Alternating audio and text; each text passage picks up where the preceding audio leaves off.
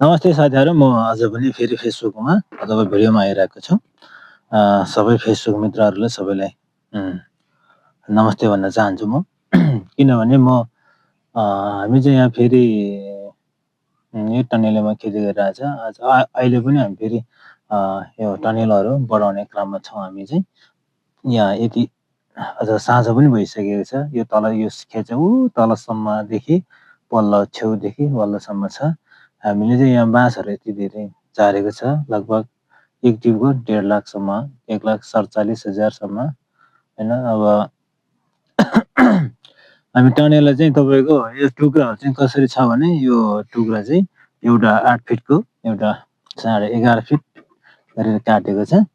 अनि हामीले चाहिँ टनेलको साइज चाहिँ 15 फिट चौडाइको, लम्बाइ चाहिँ अब जस्तो जग्गा छ त्यति लामो हामी तानेर बनाउन खोजिरहेको छ।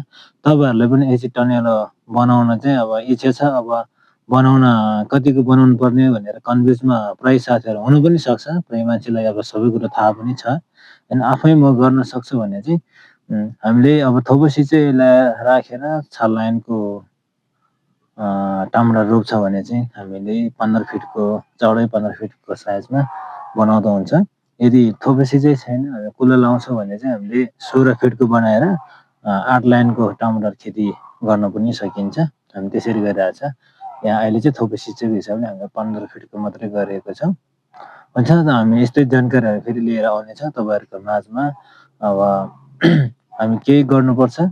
धेरै मान्छे साथीहरू विदेशमा गएर कति अलपत्र भइरहेछ।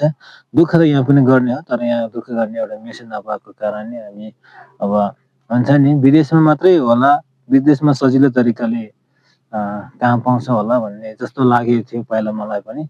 तर वास्तविक त्यहाँ गएर हेर्दा उनीहरूले चाहिँ हामीलाई जस्तै कि काम कस्तो लाउँछ भन्ने कुरा चाहिँ त्यहाँ गएर बुझ्दो रहेछ। प्रायः साथीहरूलाई थाहा छ, विदेशमा जानेहरूलाई।